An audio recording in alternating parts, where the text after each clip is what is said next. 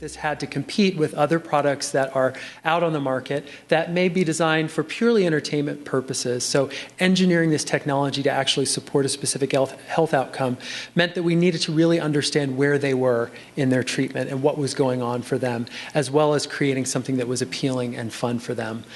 Calvin here is someone that we've met since the launch of the game, and this is an example of how we continue to engage directly with our customers and hear their stories to inform product development. We're now thinking about the next version of our mission. Technology evolves, new modes of gameplay have presented themselves, and we're thinking of building on the success of the first game by creating a new version. And to do that, we went back to our customers. We spent about 400 hours talking to young people with cancer and actually having them play through every level of this game and talk us through it, tell us what was working for them and what wasn't. And Calvin participated with us. He is 18 years old. He's a Hodgkin's lymphoma survivor. He's healthy now, thankfully, and he's still playing games. This quote here is one that we heard as we were working with Calvin, and it's a positive one. It validates the approach of the game. But one of the things that we heard from Calvin, which isn't here, it was equally as helpful. There's a particular level in remission that we designed to be challenging. We know that kids like to play games that are challenging, and we believe that that would be a way to keep them engaged with the game through the course of their treatment. We overdid it. Calvin played through the level of this game, and he told us, this is way too hard. If what you're trying to do is give cancer patients hope, you're really not making it happen here. You're undermining your interests here. We never really, I think, would have understood this balance of sort of creating something that we believed was going to be successful because, we're going to make it challenging and interesting to them, and the unintended consequence of overdoing it in our design process if we hadn't sat down with folks like Calvin to really have them tell us what they thought about our products. Based on what Calvin has told us and what we've heard from many other kids, we're now designing the next version of the game that we'll be hopefully introducing in 2011 after some additional scientific research. Our next project at HopeLab is focused on physical activity, getting kids to move more through technology. And this is sort of an area of development that has really kind of taken off in the last 6 months to 12 months, if you're watching the space at all, with products like the Direct Life or the Fitbit.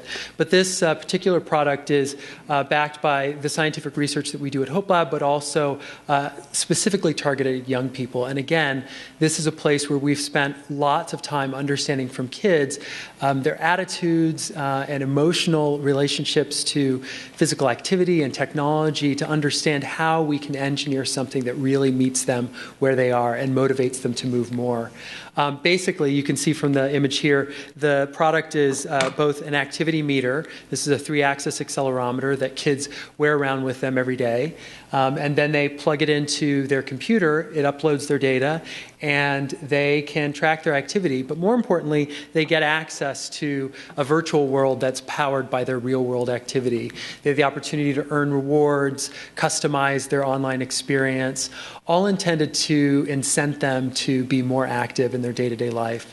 And this quote is from Shruti, who is a young woman that we met in West Virginia during some of our scientific research, who came back and spent a lot of time with us just talking about her experience. And again, this is an example of a quote that validates the approach, but one of the things that Shruti also told us about what we were developing was that there was an element of competition that really was exciting to her. And it wasn't something we'd spent a lot of time thinking about in developing the product. We created a people page so that you could see who else was using the product.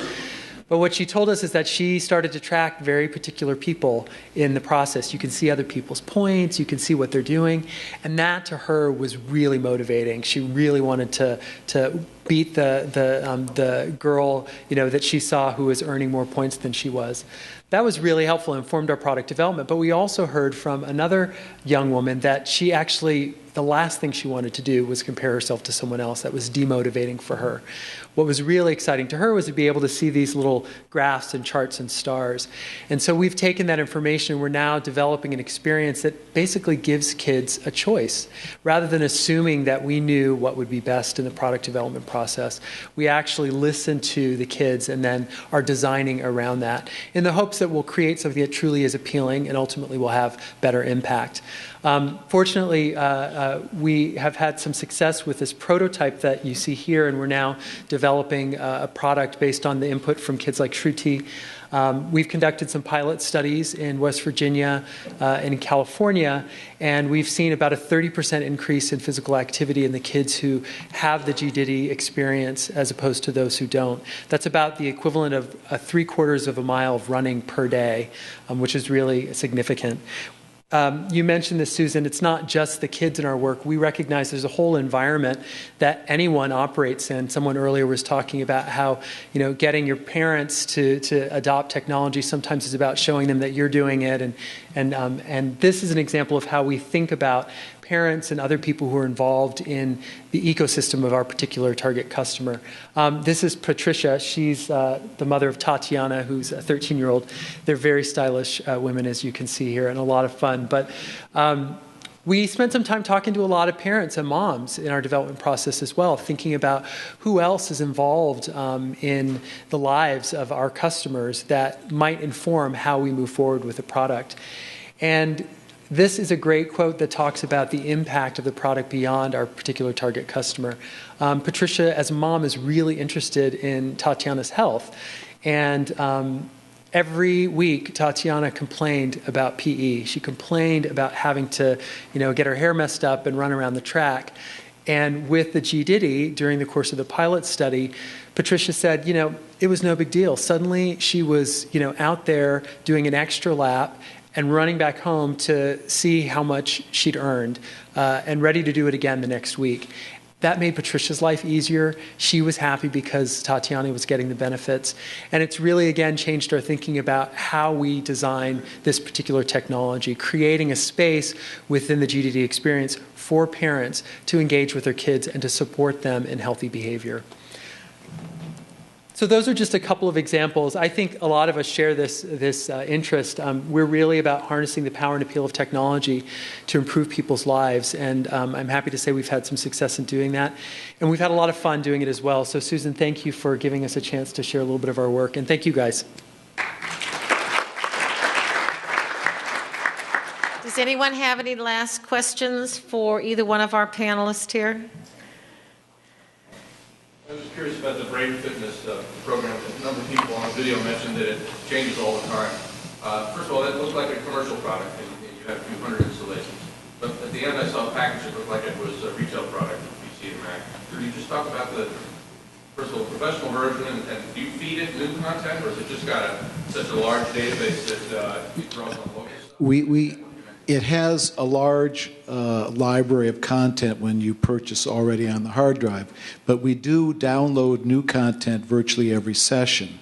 So it's a way to keep people coming back. We started in the home, in the senior care industry, and we sell a integrated proprietary touchscreen appliance with our software already loaded on it, and it's licensed for 20 users.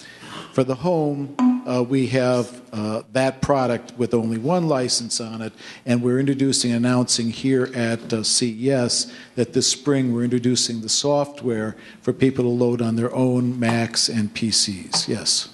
But that too will also get automatic downloads via the internet. And I think one of the things we've tried to do, which is a theme that I've heard in these other presentations, is to make the experience and the interface and the use of these products so simple and intuitive for seniors that it is not threatening.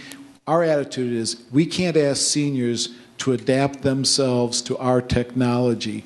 We need to adapt our technologies to seniors' abilities and their limitations. Touchscreen is really recommended for the home version? Well, many seniors can. The latest Pew Foundation research shows that the over 65 group is the fastest growing group in terms of computer usage. The over 75 group is actually the fastest growing group in internet usage. So they're using mice and keyboards, but you can certainly buy a a touchscreen monitor or a touchscreen. There are all-in-one touchscreen computers already on the market. HP's got one, Sony's got one, so you can have those for your home as well.